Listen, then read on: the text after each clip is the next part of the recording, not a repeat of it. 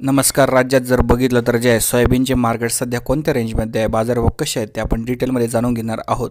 सध्या जर स्थिती बघितली तर जे आहे विविध बाजार समित्यांमध्ये आवक जे आहे माफत येत आहे आणि बाजारभावसुद्धा जे आहे या ठिकाणी आपल्याला स्थिर पाहायला मिळत आहे. बहुतांश बाजार समित्यांमध्ये जे आहे आता आवक थोडी कमी झालेली आहे, माफतच आवक आहे, जास्त आवक कोणत्याही बाजार समितीमध्ये नाही, याची सर्वांनी नोंद घ्यावी. यामध्ये जर बघितलं तर जे आहे लातूरमध्ये आज बाजारभाव जे आहे 3,900 ते 4,300च्या दरम्यान खुलण्याची शक्यता आहे. उदगीरमध्ये सुद्धा बाजारभाव जे एक सरासरी 4,200च राहण्याची शक्यता आहे. त्यानंतर जालनामध्ये जास्तीत जास्त 4,200 ते 4,400, परभणीमध्ये 4,300 रुपयेपर्यंत मार्केट पाहायला मिळणार आहे. विविध बाजार समित्यामध्ये बाजारभाव जे याच रेंजमध्ये असण्याची शक्यता आहे.